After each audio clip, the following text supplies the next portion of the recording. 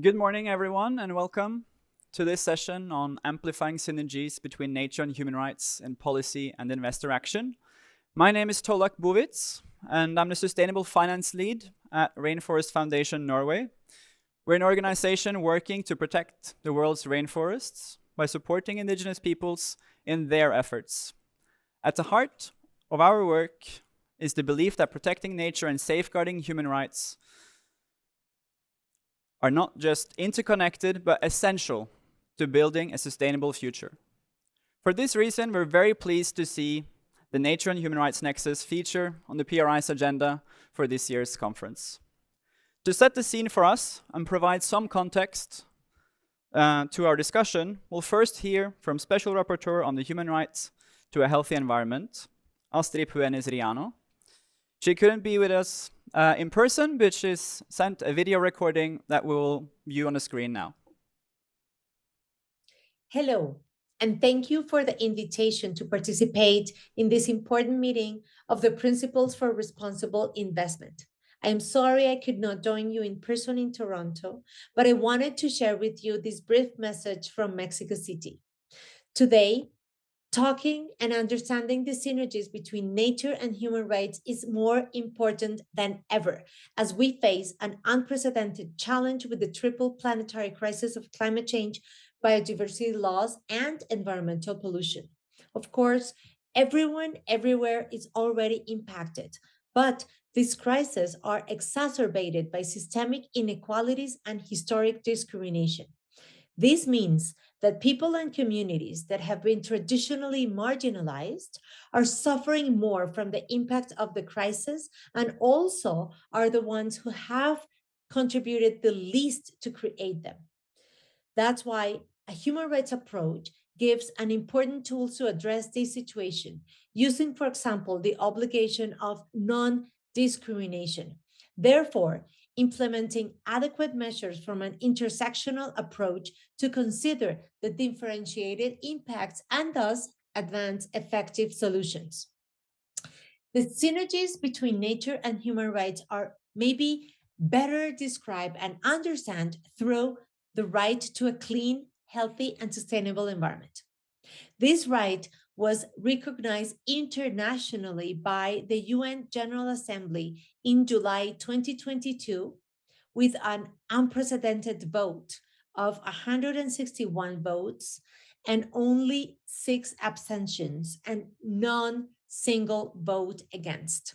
So today we have the right to a clean, healthy, and sustainable environment recognized in international law.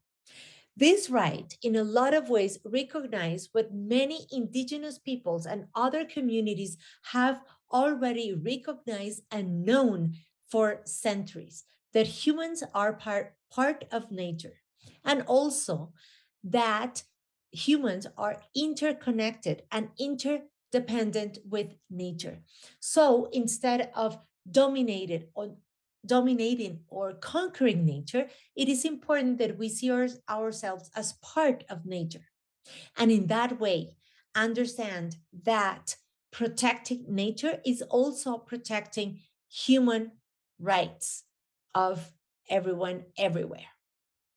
This can be a little bit complex to understand. Therefore, I want to share with you the 6 substantive elements of the right to a clean, healthy, and sustainable environment, which I think that can help in the understanding of these synergies. Clean, healthy, and sustainable environment means clean air, safe climate, safe and sufficient water, healthy and sustainable food, non-toxic environments to live, work, study, and play, and healthy biodiversity and ecosystems. This right also include access to information, public participation, and access to justice. These 3 last elements are understood as procedural elements. So now that we have understand and advanced the synergies, it is important to understand that one of the things that we see today as trade-offs as are continuing thinking that economic growth is possible unlimited. But we have to understand that the planet has boundaries and that protecting the environment is also protecting human rights and that we have to consider the planetary boundaries in order to advance the protection also of human rights. So, this division between rights and nature is artificial because, as the human right to a clean, healthy, and sustainable environment shows, and as science also has shown, humans are directly dependent with nature. So I hope that this element will be helpful to also understand and advance sustainable and responsible investment, both public and private, because this is exactly what we need in terms of leadership and concrete solutions for solving the triple planetary crisis, but also to protect and implement the right to a clean, healthy, and sustainable environment. Thank you very much for this opportunity and all of the best in your conversations. As we heard yesterday during the opening session, we're at a time of increasing climate disruption, environmental degradation, and deepening inequalities. The need for a sustainable and equitable economy that benefits both natural and social systems has never been more important. This is a goal that must be central to both public policy and investment strategies. The World Economic Forum has described our current situation as a polycrisis, a convergence of multiple global risks, ranging from biodiversity loss to climate change and social inequality. This underscores the fact that addressing one area without considering the others risks exacerbating these crises.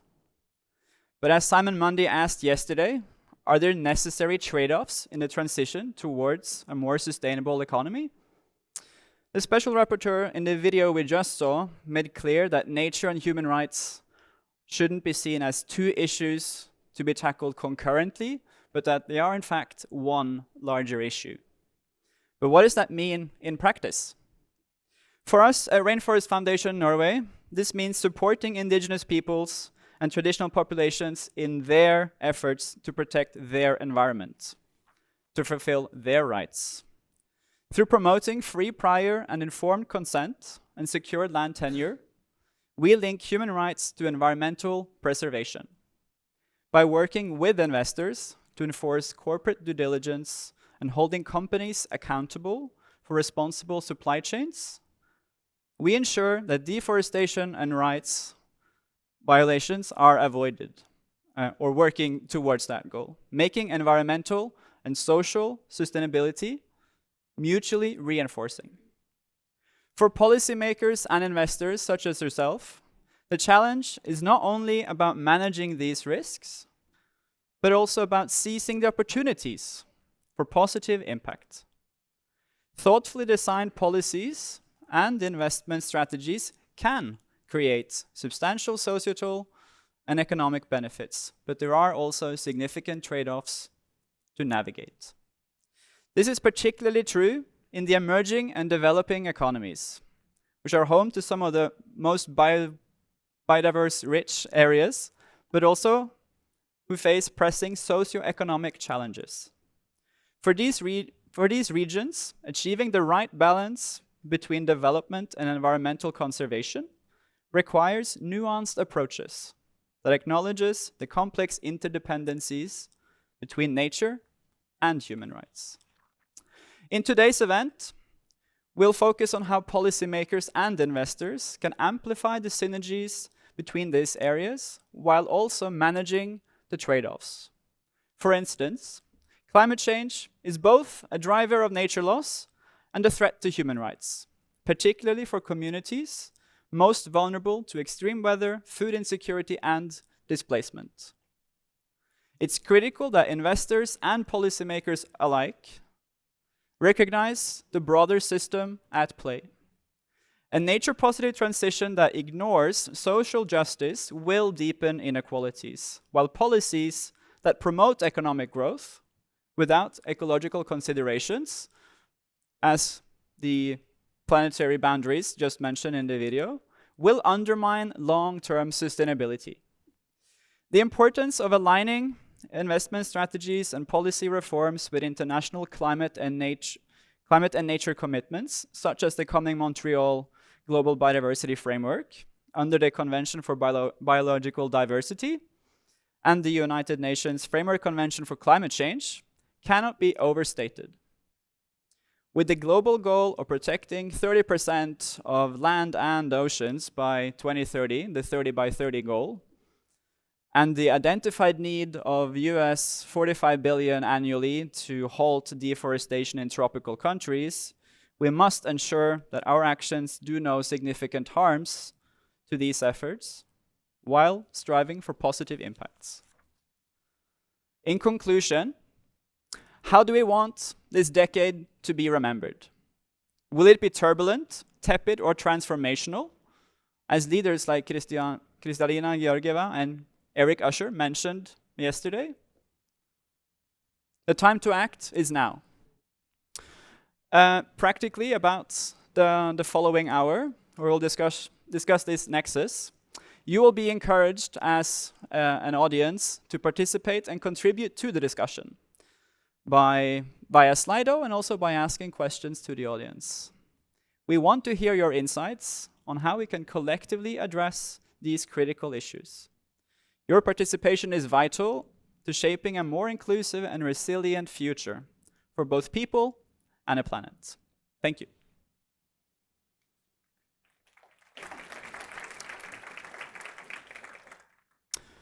And now, if I can have the table, please, on the screen. Yes. So here we have a table from a forthcoming PRI report, a discussion paper on this very nexus between human rights and nature.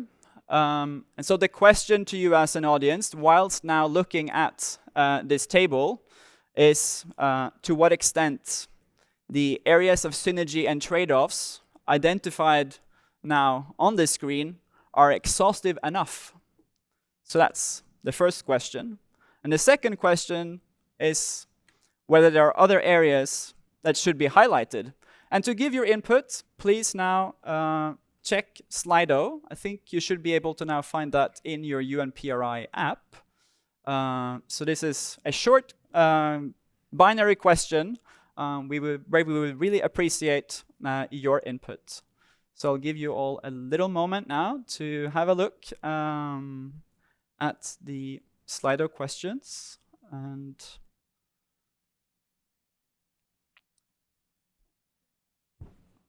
if we can show some results. Yeah. Can also disclose that this is also in line with the assumption from the people behind the report. So it confirms the hypothesis, which is a good thing. Let's see. 31 people, 32 people, 33 people. Okay, I think we'll leave it there. It's quite unambiguous that it is not indeed exhaustive. Yeah. Okay, great. And I think now for the second question, this can be displayed as a word cloud. Is there already a word cloud?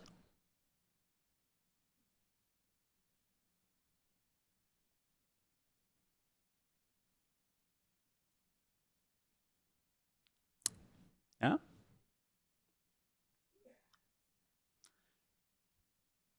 Education. First Nations, yeah.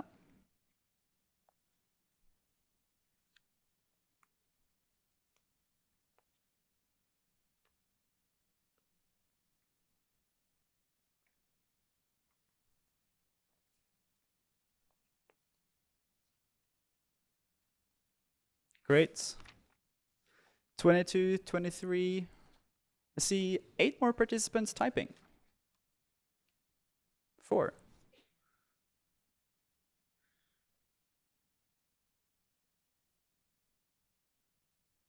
Great. I think we have now already gotten some larger fonts, which of course indicate that they are the most frequently typed words. So First Nations people, Indigenous peoples, health and gender, education. are standing out. Great. We are now almost 40, which is more than what we had for the first one. So I think we will close this one there. See if I could now have the slide with the speakers, and I will also invite my fellow panelists to join me on stage. And small applause for the panel.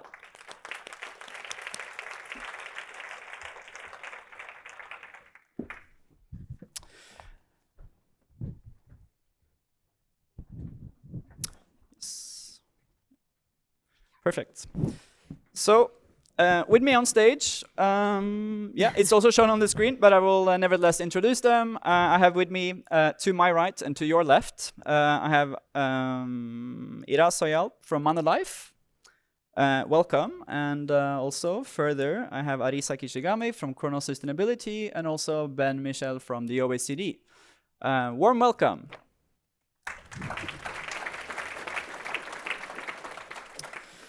And now, just to start us off, we've now heard much about this nexus between nature and human rights. We've heard that from the Special Rapporteur, and you have also shared some of your thoughts on the matter. And I'm now also inviting my fellow panelists to also mention a few of their takes on this issue, talking a little bit about both the synergy and opportunities, but I also invite them to talk about potential trade-offs or risks as you wish. So please go ahead. Thank you. I'm pleased to be here. Thanks for coming, everyone. So maybe to start off, I think the video already mentioned a lot of the things that I wanted to mention. So maybe to start off, like clean environment is recognized as a human right. So that makes it very clear that the synergy is there. And I also want to say that as Manulife Investment Management, we are the biggest natural capital investor, but we are also a founding partner of Task Force on Inequality and Social-Related Financial Disclosures. So I think that's also a kind of like a demonstration that we do see these two things interconnected. And the reason I mention inequality is that I see human rights a subset of inequality, which is a kind of like the minimum threshold that you cannot go below. But there's also, like the upper portion that you can go above so that you can reduce this gap.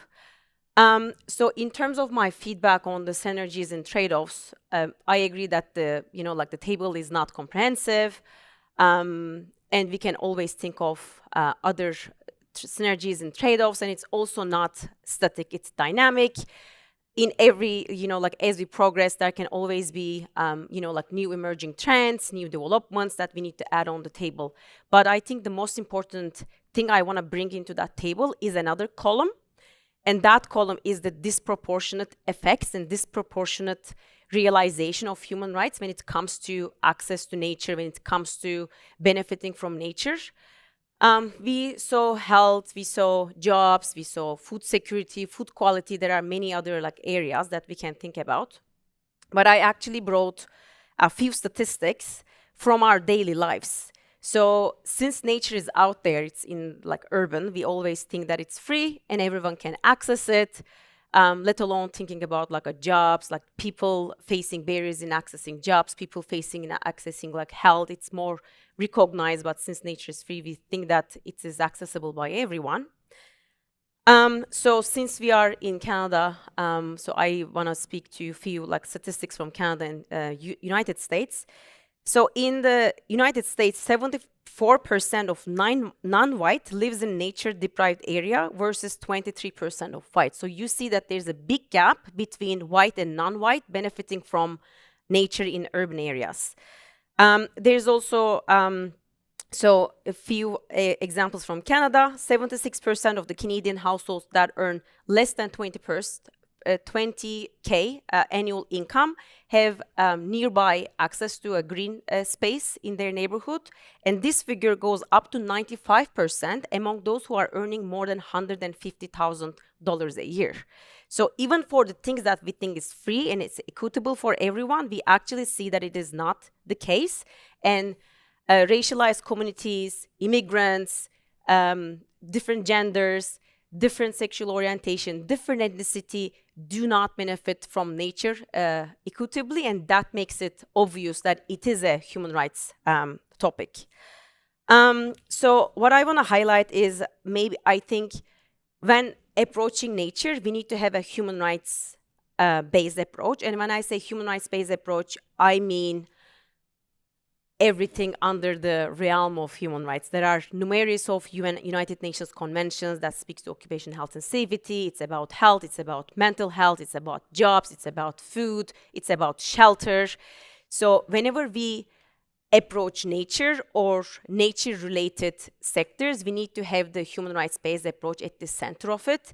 And also, one important thing I want to highlight is that when I say human, I don't think we should take human as a homogeneous group, because of these like different characteristics, people are being affected differently. And I'm not necessarily saying that we need to make 7 different impact assessments, but we cannot take them as a homogeneous, but we need to bring the gender perspective as came out from the word cloud. We need to bring the race perspective, ethnicity perspective, so that we can understand when we are investing in nature in the short term, we might have some gains, but how is it going to affect people and different people differently in the long run? Thank you. Thank you so much for that, Iras, and also for bringing this to the geography in which we now find ourselves, and also for linking this so clearly to both the word cloud and the video we saw from the special rapporteur earlier. And now I also invite Arisa to share your thoughts, and also if you want, you can also bring this closer to the geography where you find yourself as well. Great, thank you very much, and good morning to everybody. My name is Arisa Kishigami, and I work independently, but also am part of the wider network of Chronos Sustainability. And I just wanted to introduce one of the activities that I have been involved in, which is working with the Japanese institutional investors to develop a guide on business and human rights in the region. So it's drawing from that experience that I'll be talking today. And so my comments will be from a rather different perspective. Just to echo that I do agree that the list that was shown is probably not exhaustive, but also maybe from a more practical approach from an investor perspective. Now, I think not just in Japan, in conversations with like-minded institutional investors in Europe and in North America, I think the reality is that there is a limit to resources that each of us can use, and therefore yesterday there was in the keynote presentations comments about governments only being able to focus on one issue, but that sort of challenge can apply to investors as well if there is overemphasis on a particular topic, and I think in the past it has been on climate change without reference to the interconnectedness to other issues. So I think by recognizing that there are synergies and interconnectedness with other issues, that in itself can help create the synergies. And just to give one of the specific examples, a key challenge, again, was mentioned yesterday as well, around the identification of impact through recognizing your value chain and measuring your value chain. And what we've seen, for example, in Japan, and I think in many other countries as well, where there are lots of small holders in the farming industry, but also individual small-scale entrepreneurs that are all sort of supporting the value chain of larger listed companies, and it's highly complex. And so far there has been quite a lot of focus on identifying those clearly from a GHG emissions perspective. In Japan, for example, the local banks as well as local authorities have been providing advice and consultancy services just for that, but actually you can apply that to a lot of other issues, including nature and wider human rights issues, just clearly identifying the value chain, the supply chain, in order to be able to identify those impacts.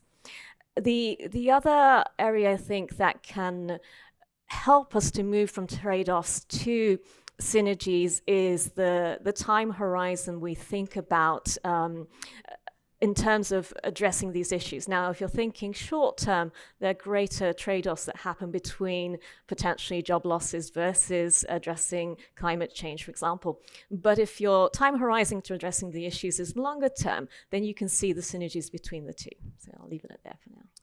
Thank you so much for that, Arisa. And I also indeed share your idea that the time horizon indeed is important, both here, but also in general for the work that we are trying to gain momentum around. And also on that, I'm passing also the microphone over to you, Benjamin, to share some of your thoughts on this issue from the perspective of the OECD.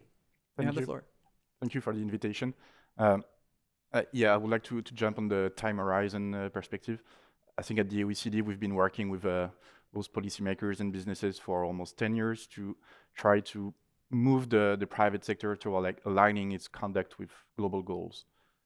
And what's been challenging is that we've seen a number of standard and now regulations coming in, asking businesses to address in silo specific issues, human rights, deforestation, climate.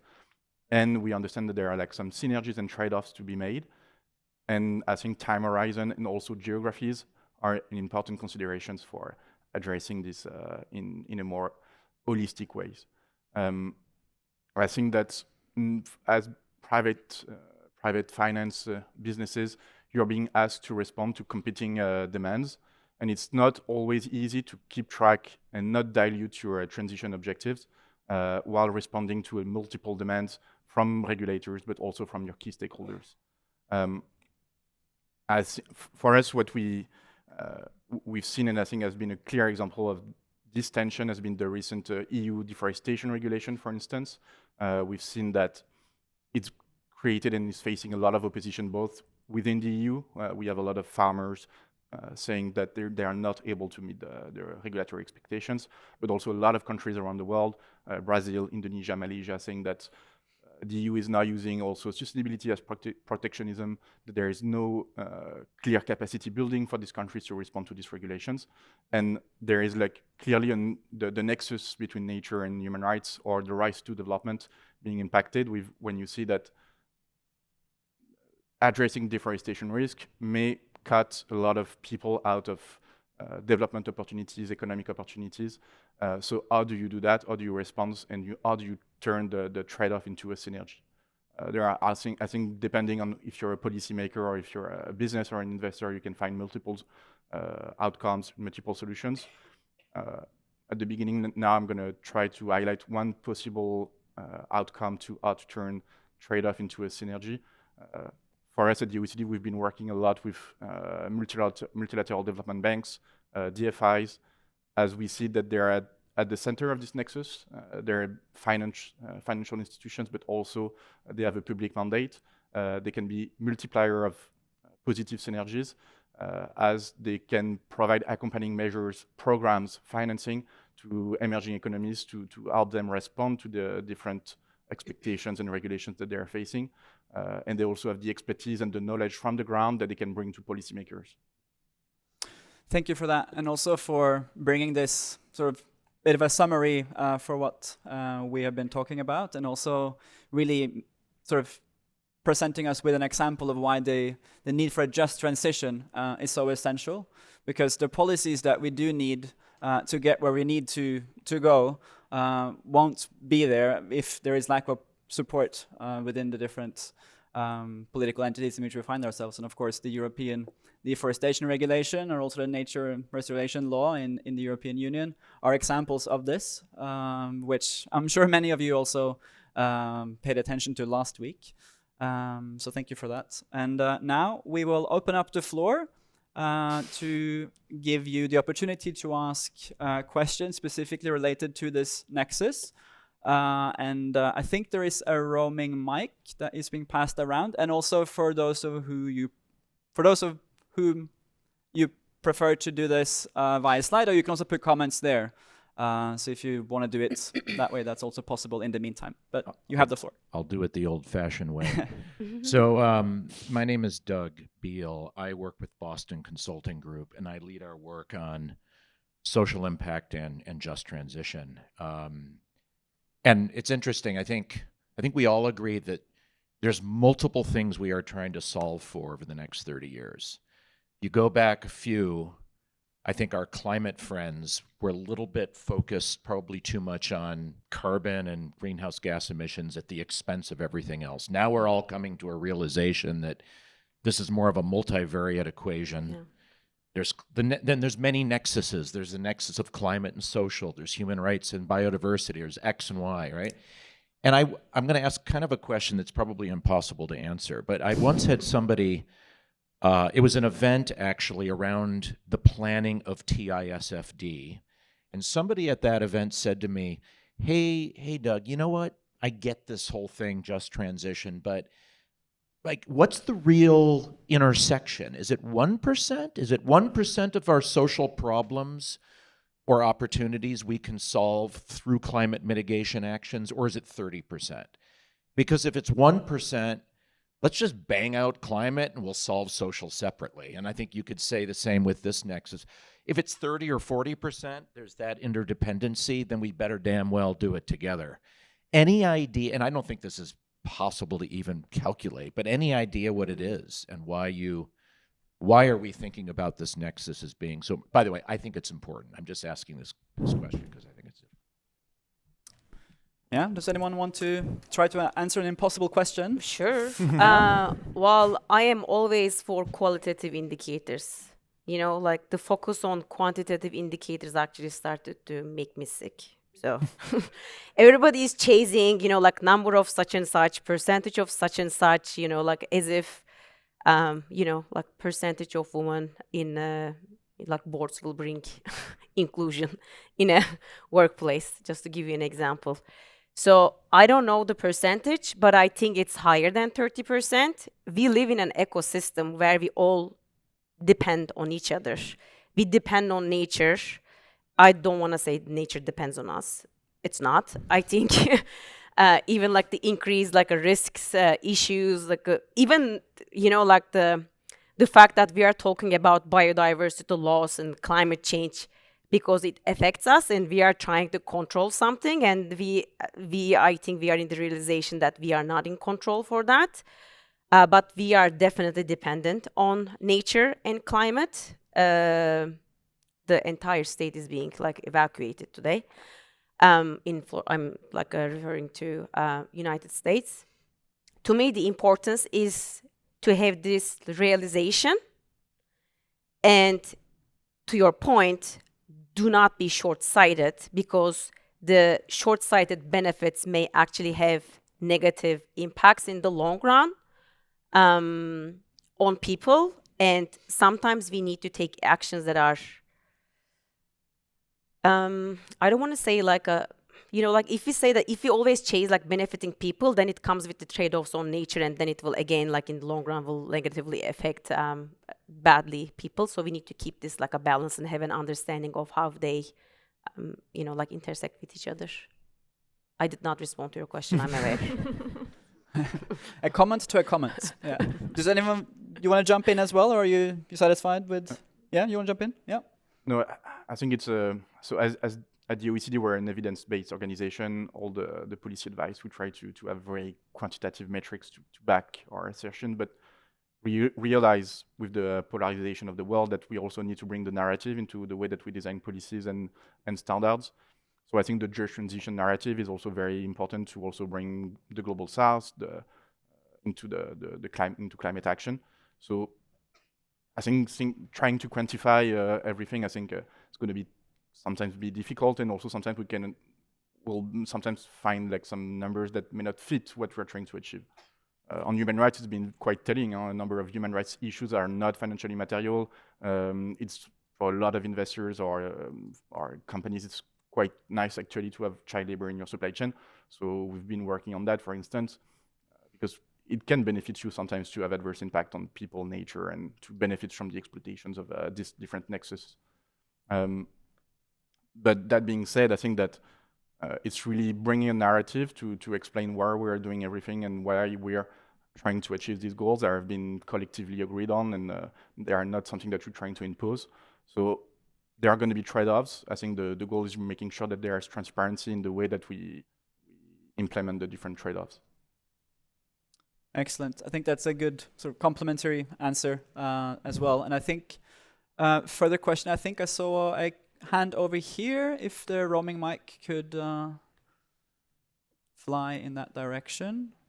And I'm also monitoring the Slido question, and I see there are a couple coming in. So, Hi, my name is Melissa Stewart. I run an independent consulting firm and also am here representing Alphinity Investments. But following on Doug's question, I wanted to say I was the one who wrote reporting as one of the nexus areas, but I might also add resourcing. And I think when I think about the number of companies that I've spoken to when they talk about bandwidth for these types of issues. I would live in Australia, and a lot of the mining companies have bandwidth, and 99% of that bandwidth is on environmental, and they've got about 1% for human rights. So when I think about this split that Doug just asked, it's around the resourcing a company will fund on these issues together. And so it's a huge benefit to human rights actions if it falls under the nexus of the environmental as well. And a lot of the ways to address a lot of these risks are actually the same. So to take a human rights lens on grievance mechanisms or on policies or on risk assessment processes, I think to me that's, if a company only has a certain amount to expend on this, to include both of these and to not have separate departments on climate and separate departments on human rights that don't talk to each other and aren't operationalized in the same way is really inefficient. So that's where I actually see the benefit of bringing these together. yeah, thank you for that. And I think, if I understood that correctly, it was more of a sort of recommendation or a suggestion for ways forward. But I, at least personally, and as part of the in my capacity as working at Rainforest Foundation Norway, I also completely agree that this is a necessarily integrated issue. And also, thankfully, amongst the more progressive investors that we work with, we also see that they are integrating this into their operations. So I think that's something that is coming, and it's a good thing. Yeah, great. I will add in a question here as well from Rob Fernandez. He's asked specifically from Monolife to comment on this and how you consider human rights in large-scale investments in forests specifically. How do you sort of think around these processes for that issue? So as mentioned, like I don't know what exactly this like a question is trying to like get it, but I'll like try to do my best. So as mentioned, we are the one of the I think we are the biggest natural capital investors. So we do own a lot of timberland and farmland assets in our private markets. And we have a very strong sustainability framework. So before that, we use pre-acquisition during the holding period and exit period. So these due diligence toolkits do include questions related to environment, how like our environmental impact from like a GHG, water, like waste management, extraction of like resources, but also from a human rights point of view, we also have a lot of like questions in terms of like terrain, whether terraining like poses any higher risks for workers. We do have a responsible contracting statement that that kind of like extends our responsibility not only to us but also to our contractors who are working in the harvesting operations. And these due diligence toolkits do also include questions related to environmental rights, so such as whether our operations are affecting how the community is living, whether our operations are affecting whether their livelihoods are being affected. This includes our indigenous, like our neighbors who are indigenous peoples. We do have a good neighbor policy that manages our framework towards our relationship with our neighbors. Sometimes those neighbors are communities, sometimes they are private landowners, sometimes these are indigenous people. So I don't know if I had responded to the question, but we do have the separate pillars, but also the merge of it. Excellent. And I will let that be the last question for now. We do have also a sort of small segment towards the end where we can sort of group the remaining questions. So keep putting them on Slido or save them in the meantime, and we can sort of group them a little bit together then. And now we'll move on to the next segment of the panel, and I'll just put this down here.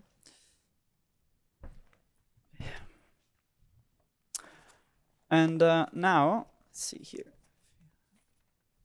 Turning a little bit to the policy side of this. So I'll go through a couple of questions to the panelists, and I'll ask them to reply a little bit, of course, based on the capacity in which you are located. So just starting out, sort of how can policy and soft law instruments sort of enhance the synergies and limit the trade-offs that we have already now been talking a little bit about. And I'll ask Iras to start us off with sort of the overall main regulatory trends across key global markets and also US and Canada. Sure. So I will speak a little bit about like what I observe, but I'm not necessarily commenting on the progressiveness or comprehensiveness of any of these like laws or regulations that are being discussed. But I think CS3D in Europe is an important development that has, as you may know, like two pillars, environmental protection and human rights. And I think this is a good indication that we cannot, to Doug's point, that I think the focus has been on environmental protection, GHG emissions so far. And then I think it's important that the CS3D brings this human rights elements, because I think it's a recognition that the inequality is increasing, and then the economic growth that we were seeking is not necessarily benefiting everyone in the society the way that we have dreamed of, probably. From Canada, I actually want to give a few examples, and these are not necessarily laws yet, but I think so the concepts of environmental justice and just transition are kind of our friends in this nexus. I'm not necessarily saying that these are materialized yet, but in Canada, we were discussing a law about environmental racism. So Bill C-230, which is, as far as I know, I'm definitely not a lawyer, still in progress in House of Commons. But this law, what this law was trying to do is to recognize the disproportionate effects of our impact on nature and climate, and the disproportionate effects of that on indigenous people, on Black people, on other marginalized communities, and was actually asking to monitor and identify what these disproportionate effects are, monitor these effects, and also report against that. So as I said, this is not a law yet, but I think even the fact that we are talking about this is a good indication that these two pillars, and human rights was kind of invisible. Now it is emerging, but it is seen as two separate pillars, but now they are merging, which is a good thing. And I think a similar to that was Justice 40 initiative in the US. I don't think that it's materialized, but the point of that was to ensure that at least 40% of the benefits from the federal investments in the clean energy and climate was directed to disadvantaged communities. As I said, these are not materialized, but I think these are good steps. This also includes the UNDRIP Act in Canada, which mandates that the Canadian laws to be aligned with the United Nations Declaration on Indigenous Rights. So there is some movement on the convergence of these topics, but we need to see more action. Thank you for that, Iras. And then now turning to you, Arisa, on sort of how policy can support investors and corporates alike to avoid these negative impacts. If you could elaborate a little bit on this question. Sure. Thank you. And again, taking a slightly different sort of approach to the question, and from some experience working on the business and human rights side in Japan. So I think that for each country, there's probably a lot of existing both regulatory sort of policies as well as soft laws in place around individual elements of human rights and nature. And it can be quite mind-boggling trying to identify all those relevant policies and soft laws. For example, if you think about just equal opportunity in the Japanese context and thinking about regardless of gender or disability, and each of the individual laws may be sitting within the remit of different ministries. And so just being able to bring those together to have a clear view of all of the relevant policies can improve the efficiency. One example is, so I sit on the Task Force on Sustainable Finance for Japan under the JFSA, and under the most recent report, which is the fourth report of that, for the first time there was a mapping out of all the relevant sustainable investment related policies, task force committees, consortiums that sit under each of the different ministries. And it's one way of bringing together the synergies of what's happening in different ministries. And I think the same could go with human rights and nature related policies. Then you can see where the duplication is, where the overlap is, to support that synergy and go from trade-offs to synergies on that front. And I think the other thing is, your question was, how can policies support investors? But there's also the how can investors support policies? And I think already in the first day, there was a lot about the expectation of investors getting involved in policy positive advocacy. And again, I think that oftentimes the policies that are specific to individual sort of human rights issues or business and human rights in general, or impact on nature, they don't necessarily look at them from an investor perspective, and other stakeholders may be thinking on behalf of investors and, for example, sort of asking for disclosure just for the sake of disclosure. And by getting investors involved and asking investors, well, what specific data points do you really need that is relevant in this topic, and making sure that that is reflected so that when the companies act, there is no effort of disclosure for the sake of disclosure, and it's really addressing the issues on both the nature and human rights issues. Thank you for that. And now turning to my last speaker on the panel, if you could say a few words about the recent update of the OECD guidelines that reflect this connection between human rights and environmental issues. Yeah, I think many of you, but maybe not all of you, are familiar with the OECD guidelines for multinational enterprises on responsible business conduct. They've been updated last year. They're a global framework that's been adhered to by 52 governments, so beyond OECD membership. And they try to provide recommendation on what it means to be a responsible business, especially also in international trade, global supply chains, and also to investors in foreign direct investments. What's, I think, interesting with this framework compared to a lot of different ESG frameworks is that alongside the UNGPs, for example, on business and human rights, they clearly state each different stakeholders their own responsibilities, and especially the role of government. The government is the one setting the framework, and for example, on human rights, same, like the government has the responsibility to protect human rights, and businesses have the responsibility to respect human rights. And that was also in 2011 that we did an update to include in full alignment with the UNGPs of the guidelines. Last year, we did an update to really showcase recent development in the context of climate. And it was the OECD guidelines became the first international agreement, even soft law, but still, that clearly stated the role of businesses in aligning with the Paris Agreement, as well as the Montreal and Kunming Convention on Biodiversity. We articulate what it means to have a credible transition plan, mostly looking at the real economy, but it's also all the number of key recommendations for the financial sector. We also articulated for the first time, like in the nexus between environmental action by businesses and human rights, asking businesses to consider through their climate or environmental action the possible adverse impact on human rights, on health and safety, land rights, indigenous peoples, of course.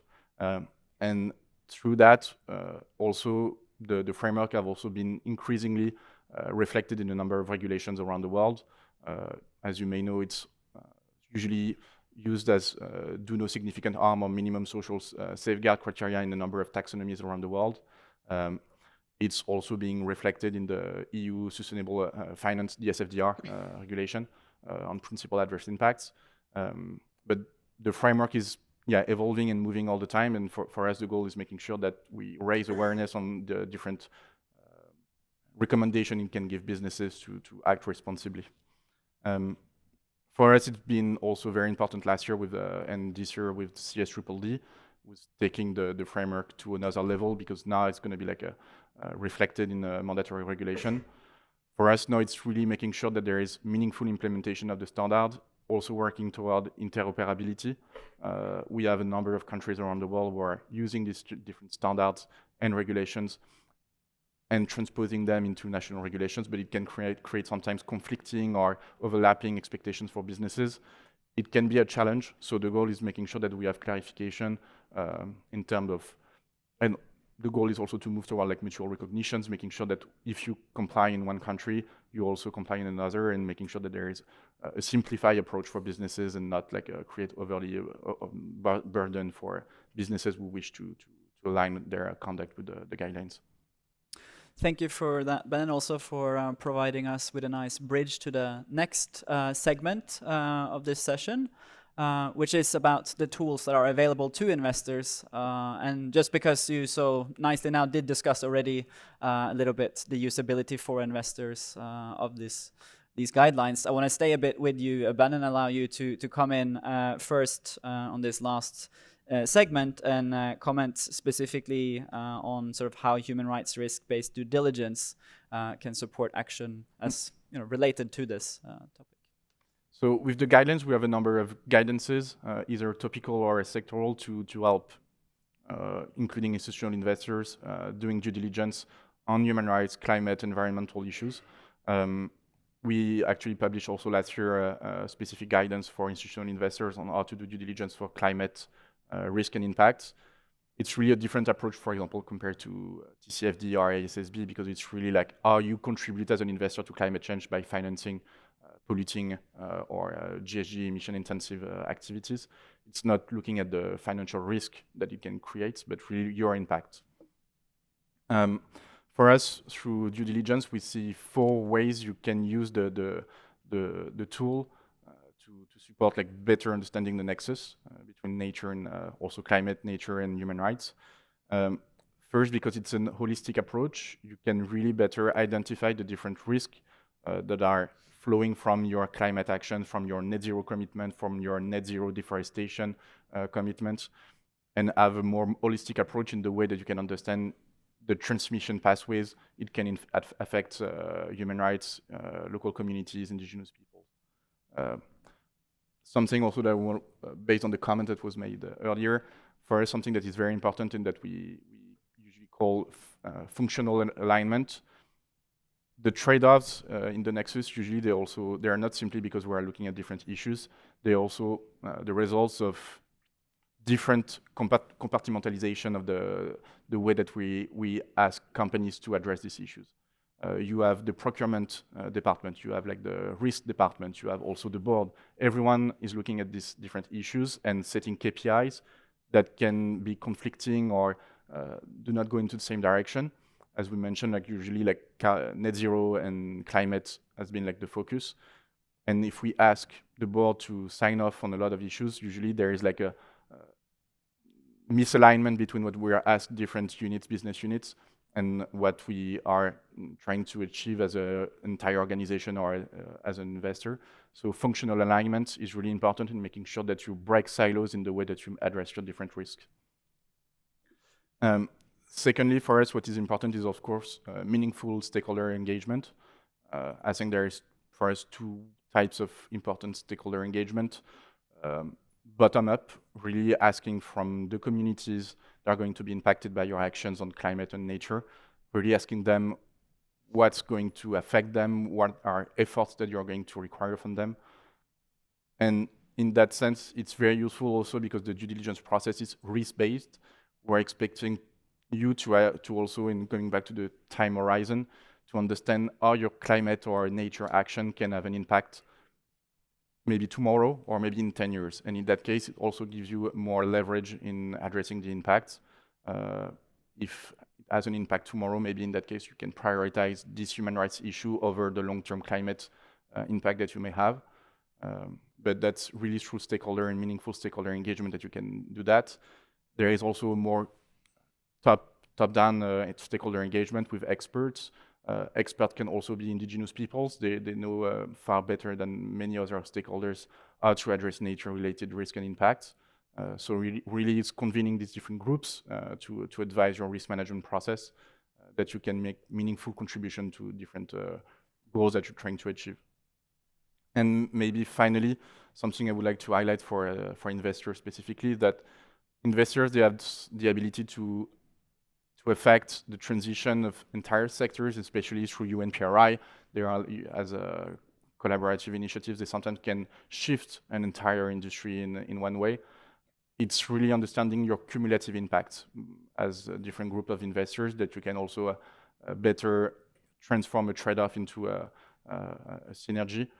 It's understanding how your peers are also acting on this specific issue, because if you're deciding all of you to either do nature-based solution in the same place, it can displace some people, it can have an impact on different local communities, but also same if you are all divesting from one region, from one specific commodities, it will affect the number of workers in specific supply chains. So it's really talking through these different collaborations to understand the cumulative impacts of your nature and climate actions that you will really ensure like you're enabling a just transition. And on that, to conclude, we're at the moment at the OECD developing a framework to really try to explain what a just transition means for businesses. Again, the primary objective of a just transition is the government who is here to enable a just transition, but of course the business and investor have a role to play, especially as we said, like the businesses, finance are increasingly becoming agents from governments and policies to achieve a number of goals. So we need to articulate what it means exactly in the context of a just transition. What are we expecting from investors? Thank you for that, and also thank you for providing all the investors in the room with practical guidance and recommendations on what they can and should do about their ability to influence and also ensure that we're working towards this just transition that is, come up several times already here and also in the audience, as well as yesterday in the keynotes for those of you who got to attend then as well. And I'm now bringing it to you, Arisa. So if you, from your point of view, could also talk a little bit about what you see as the tools available for investors. Okay, thank you. And just to say that I sort of generally agree with the comments that you were making, Ben, and including about the alignment of the functions. And actually that was one of the things that was put in the guide for institutional investors that was created in partnership with the ILO. And actually, just by putting it in the guide, it helped institutional investors at the practitioner level to bring that to their company, their organization, and encourage their executives to be on board and make it a sort of functional alignment in practice. So it just shows how important those are. And I just wanted to also touch upon a point that I forgot to mention on the policy question. And it links into the role of investors in the sense that a lot of the asset managers, their priorities are defined to a certain extent by what their asset owner clients are asking of them. And therefore, allowing soft policies that incentivize asset owners to take that interconnected approach to try and stimulate the investment managers or to encourage them to think, it can be highly influential. So if there are any policies that are about the stewardship or the sort of principles of asset owner responsibility, being able to embed it in that framework as well can be highly important. The other thing is that I'm sure that those in this room are mostly those that are already converted and think that nature and human rights are already important, but the reality is that the critical mass probably don't in terms of the everyday fund managers. And I think it's also the responsibility of us collectively to engage the critical mass in our community and convincing them the relevance. And sometimes it can be uncomfortable because it's about bringing it to the investment case, bringing it to the business case. And just one sort of example from Japan is where there has been a lot of emphasis on human capital, given the aging population concerns, the need to get more women in the labor force, and sort of improving the human capital. Now, human rights on the other side has generally been thought of as a risk management procedure that can be seen as a cost center to the operation. However, through the discussions, we came to the conclusion that by respecting human rights, you create a better environment for those in your labor force and in your sort of in the communities that you operate in, and your customers. And that leads to, for example, in the labor force, it builds the human capital and therefore ultimately leads to the corporate value of those companies you invest in as well. Likewise with the communities, they can become your fans, but also it helps in when you're doing new sort of project developments in those communities as well, if you can move with them and cooperate with them. And it seems like an obvious debate, but actually sort of putting those links together helps those to think that by addressing human rights, you can actually create the value that you are ultimately sort of tasked to do as well. So framing that from a nature perspective as well can be quite important. And the other thing to mention is that a key role that investors can play is creating the enabling environment for the companies to be able to address both nature and human rights. And to give one example from the human rights side of things, now I think it's a given that if you are to respect human rights, and you would try to align with international labor standards or core labor standards as part of it, but in doing so, for example, traditionally companies have been encouraged to prohibit child labor and forced labor in their value chain and to make a statement around it. But I think we are learning that in practice now, forced labor exists so extensively through the value chain that just making that statement may not mean anything. And therefore, I think sort of initiatives like the one that was winning the award yesterday, the Investors Against Slavery and Trafficking Asia, within that, the investors are saying that we want to encourage companies to identify the risks, be transparent about the risks and how you're addressing them, rather than just saying that you are prohibiting forced labor, for example. However, the way that the standards and data sort of collection at the moment may be more encouraging for that statement only. And there's a role for the investors to really engage with those stakeholders, including data providers and standard setters, about what are the best indicators that can sort of incentivize the companies to be doing the doing rather than just saying. Thank you so much for that, and also thank you for sort of building on the comments you had previously, and also sort of this implied time horizon comment that I think is underneath there in this answer. And now back to the actual investor on the panel to talk about, you know, how you see this from your point of view amongst your peers. How are investors acting? Considering the tools that have now been mentioned, or other tools that you see.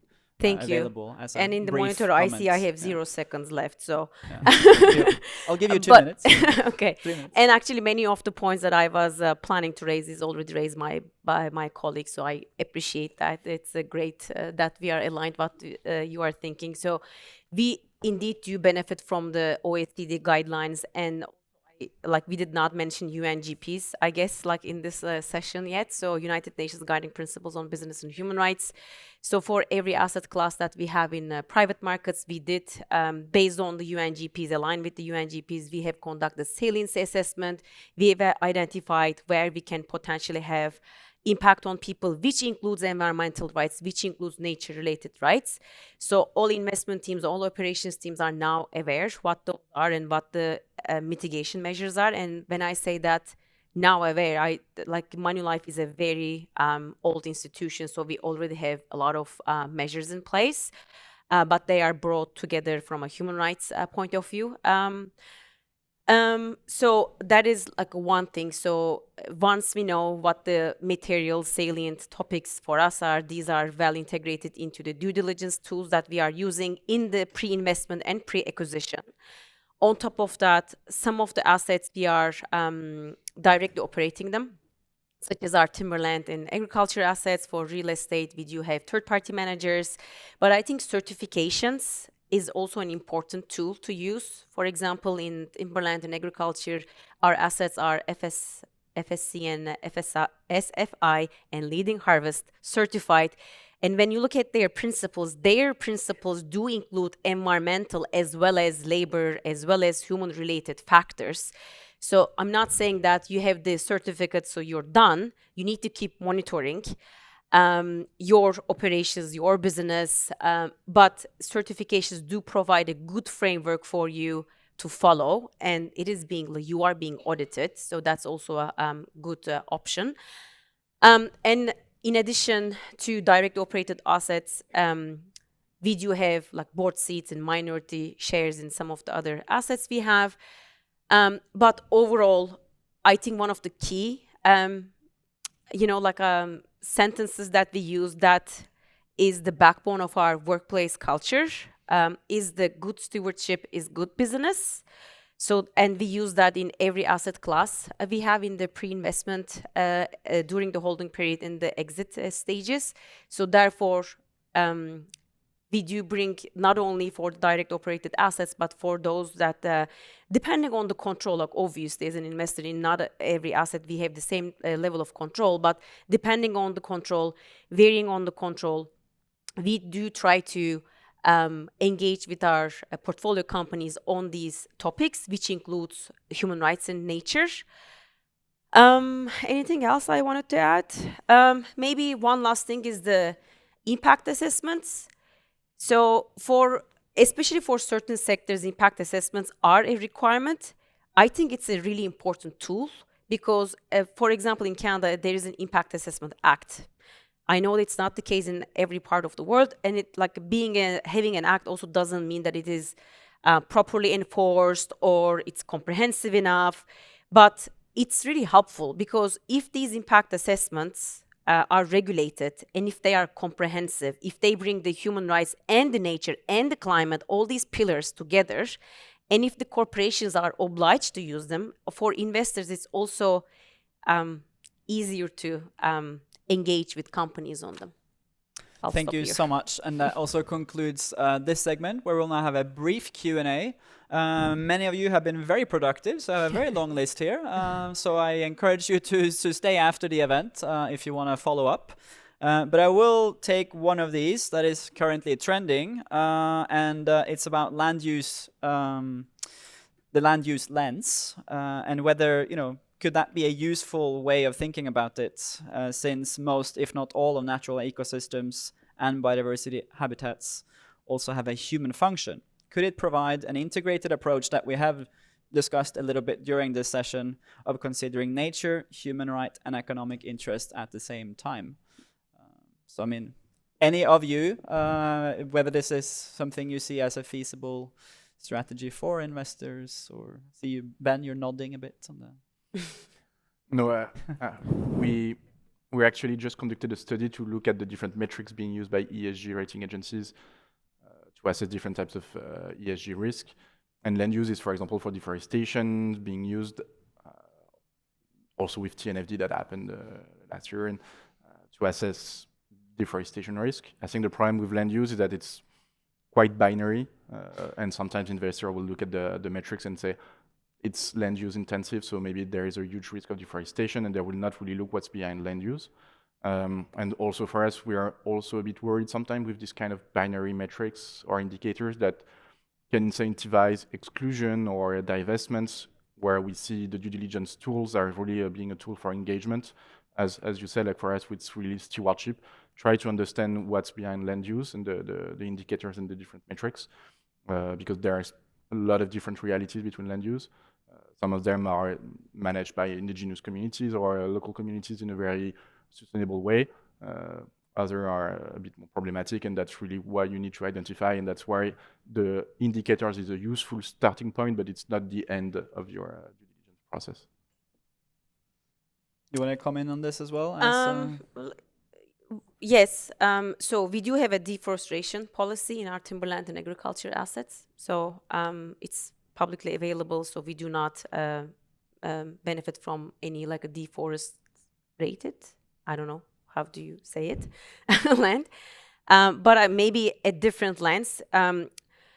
As mentioned, like we are a founding partner of the TISFD, and we have been working on inequality as a systemic risk for a while now. And I think there is also a land ownership and the impact of that on equality perspective. So it's not about deforestation, but I think when it comes to land use, whose land, who owns it, how is, like distribution of ownership, there are like different other like elements to look into that. Thank you for that. And I think we are running a little bit short on time, but I'll take one brief question from the audience. I see there is an eager hand at the very front, if there is a mic available. But yeah, make your question brief and you'll get a brief answer. And that will be the last we do before we He's conclude. my colleague. I hope he's not going to ask the question to me. I was going at you, Raz. No, kidding. I'm really lucky to be a colleague of yours. So my question will not go to you. I'll go to Arisa. Just quickly. So you were saying investors have a role to play in engagement. So question is, if companies do the work internally and figure out really nasty stuff about their own operation or supply chain, but the regulations are not there yet, why would the company disclose those publicly if the other players in the space don't have the requirement to do so? And from an investment perspective, if you own a stock, for example, a company, do you really want them to disclose that if other peers in the industry are not doing it? Because that may hit the stock price in the short run. You may be beneficial in the long run, maybe, or I don't know. Just question. I'm not a fan of not telling I'm not telling companies to not disclose. I would love those data, but just wondering if you consider that the short-term, long-term consideration, especially if it's not required yet. Thank you for that question, and I guess I can answer that because I'm not an investor myself, slightly more freely. But just to give you an example, I think that some of the sort of, especially investment managers, they are also listed companies, and therefore they are under the same sort of assessment methodologies like other companies, and therefore you can see how they are also restricted on what they can say. And because of the fact, the structure in which they are assessed. So there's completely that challenge there where they recognize there needs to be a change, but they can't because they're incentivized in a different way. And that's why I think initiatives like the one that was rewarded yesterday are so important, where it's not just a single voice, but it's a collective voice saying we as investors collectively think that it's important that we move beyond just saying you should have no issues, but actually recognize the issues, be transparent about them. We really want to see progress rather than a statement. And so that sort of collective sort of voice, but also that could be engagement to the policymakers to say that is how we want it to see. And I think it is a longer term approach. So obviously you may not expect companies to be doing that right now where the incentives are not in place, but to be sort of as investors voicing that's the sort of direction you want to be going in. And also if there are some courageous companies that are taking that step, to be really sort of acknowledging that both publicly and in discussions with those companies so that they get the incentives in place. Great. Thank you for your question and also for keeping it brief to both of you.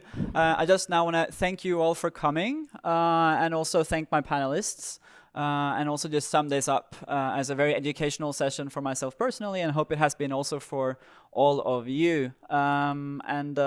Just as sort of keywords that I've been hearing throughout the session, we're having interoperability, we're having alignment, etc. to sort of have this time horizon and the social and just transition that is needed and must not be forgotten in this effort that we're having towards sort of removing these trade-offs.